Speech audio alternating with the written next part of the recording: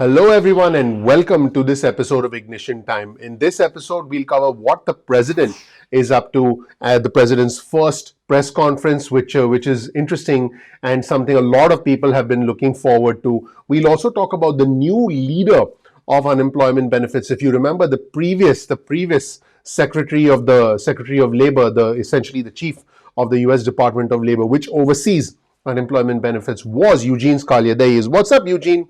But the new leader of unemployment benefits, the Department of Labor, is Marty Walsh. We'll actually hear from Marty Walsh. Really interesting comments from him. Believe it or not, some really interesting news. Let's just jump into this episode of Ignition Time. Let's start with the tweet on your screen from the President of the United States, who's pushing for equal pay. And let's zoom into this image that the president is highlighting. And he said that white men make the whole dollar, Asian women make 87 cents, white women make 79 cents. Essentially saying that white men have an advantage, and he talks about black women making comparatively 63 cents and Hispanic or Latino women making 55 cents for every dollar that white men earn. These are stats from the President of the United States on his official Twitter account. And the income gap is very real. US soccer superstar Megan Rapinoe renewed calls for gender pay equity because there is income inequality, not just among races and ethnicities, but also amongst genders. So let's take a look at this video segment where Megan talks about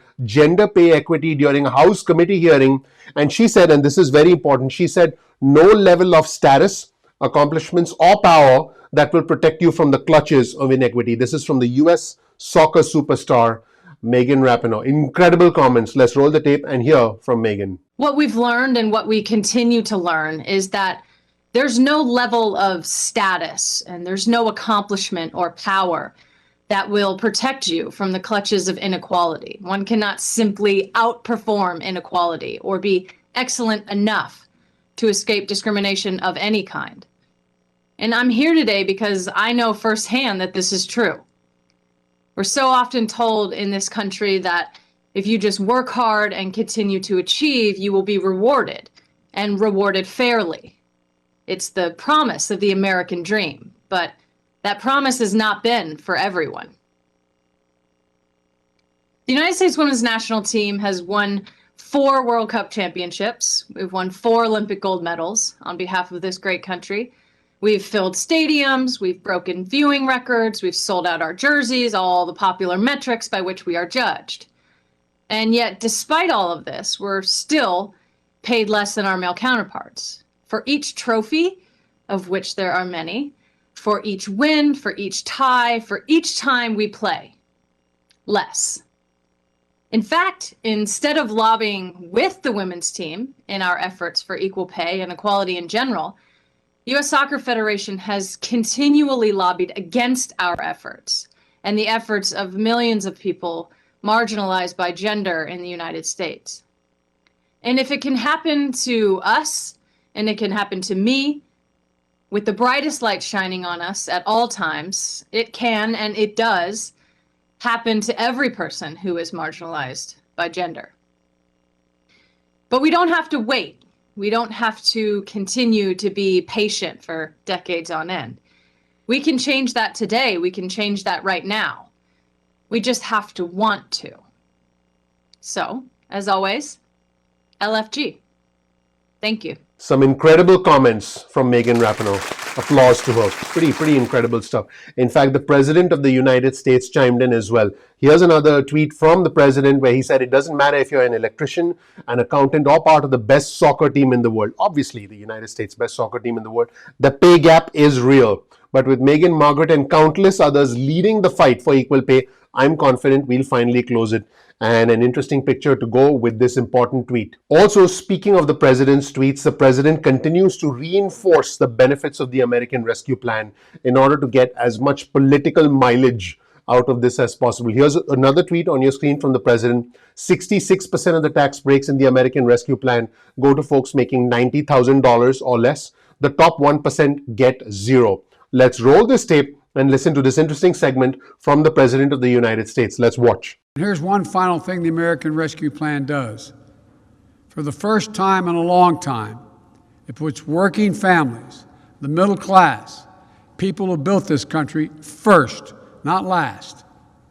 66% of the tax breaks in this plan go to folks making $90,000 or less a year. And how much for the top 1%? Zero. Top 1% get zero. And folks, while all this is happening, we have a new chief. We have a new chief as far as unemployment benefits is concerned, specifically the Secretary of Labor, the new Secretary of Labor in the US Labor Department, which, by the way, oversees unemployment benefits. Here's another tweet on your screen from the president. We've got to rebuild the middle class and ensure every worker is treated with dignity and respect. As a new Secretary of Labor, Marty Walsh will play a crucial role in that effort. I know he'll fight every single day for the hardworking Americans who make our country run. And Secretary Marty Walsh, because that's his designation now, said, I just had the honor of being confirmed as your secretary for the US Department of Labor. This department's mission is critical to the future of our economy, communities, and families. We must act with urgency to meet this moment. I'm ready to build back better with the president and the vice president. Let's roll the tape and check out this message from Marty Walsh, the new leader of unemployment benefits for our country. Let's roll the tape and hear from Mr. Walsh. We are facing hard times, but nobody's tougher than America's workers. Growing up in a working class family, as a son of immigrants, I've seen it my whole life. Now we have the opportunity to put power back in the hands of working people all across the country. We can help employers keep their workers healthy and safe. We can create millions of good-paying jobs with investments in the care economy, infrastructure, clean energy, and in high-tech manufacturing. We can bolster workforce training to help get people back to work. We can protect workers' rights and grow union membership.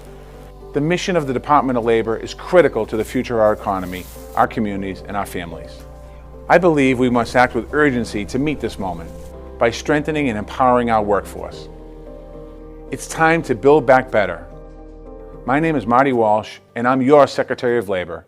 Let's roll up our sleeves and get to work. And as all this is happening, new reporting has come in that the initial claims, the jobless claims, initial claims for unemployment benefits have fallen to the lowest level since the pandemic began. Let's show you this segment from the Washington Post.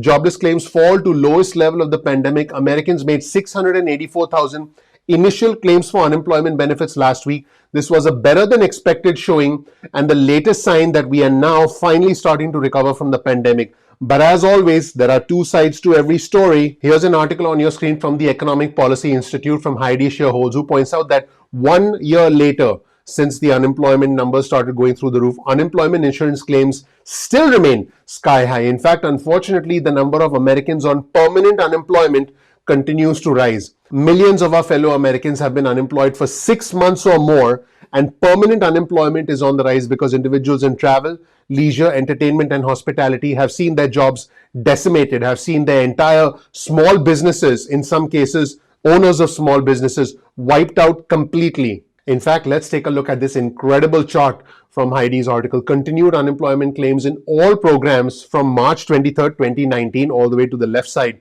of this chart, through March 6, 2021, the latest data that we have. Take a look at the incredible surge in the numbers. The red portion represents the PUA program, the Pandemic Unemployment Assistance Program, and the dark blue portion represents regular unemployment benefits. Now, the good news is, compared to the start of the pandemic, we are significantly better.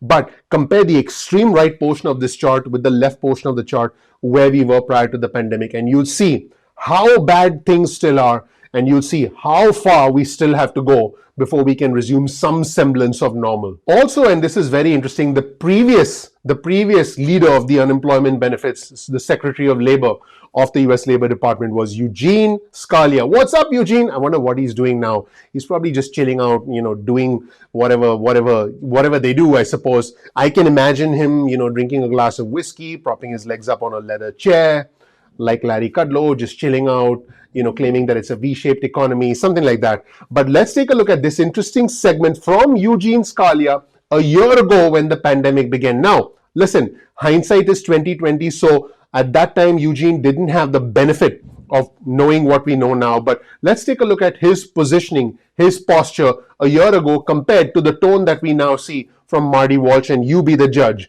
Let's compare the previous leader of unemployment benefits with the current leader of unemployment benefits. Let's roll the tape and go back 1 year and check out comments from Eugene Scalia, the previous Secretary of Labor of the US Labor Department. Let's roll the tape. We had the strongest economy in the world. We had our best ever.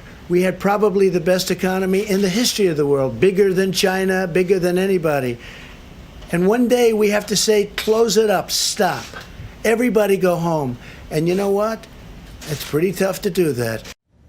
President Trump reacting to the impact the coronavirus is having on the U.S. economy.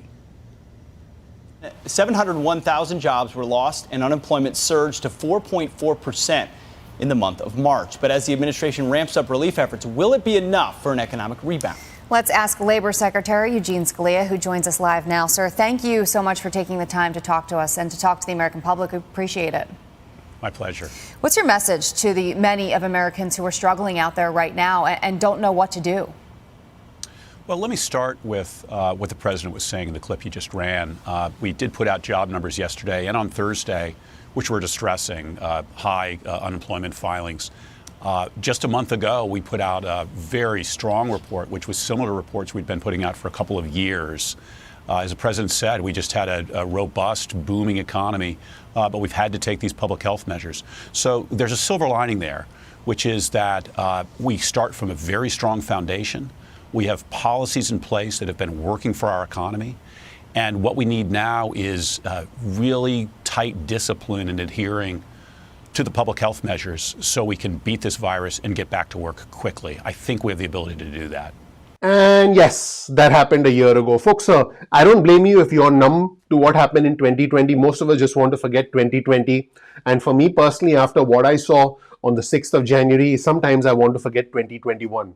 And we still have 9 months to go. Thank you so much for watching, everybody. I want you to know I appreciate you. Thank you so much. Please click the like button. Please subscribe. Please enable notifications. I would really appreciate that. That does help out the YouTube algorithm.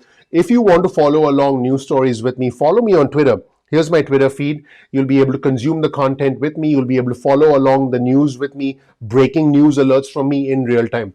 Thank you so much for watching. Once again, here's a little bit of information about me. You'll learn more about who I am, what my journey has been like, and why you should listen to me. So definitely check out my introductory video. This channel, the Ignition Time channel, is about the country, the economy, as well as your money. I want you to know I appreciate you. If I could, I would make it rain money. But what I can do and what I promise to do is give you the truth wherever the truth might lead us. For me, it's not about the red or the blue. It's about the red, white, and blue. I'm not Democrat. I'm not Republican. I am American first. We are all Americans first. Thank you so much for watching. Once again, please click the like button. Please subscribe. Please enable notifications. I'm looking forward to seeing you in the next episode of Ignition Time. Take care. Bye.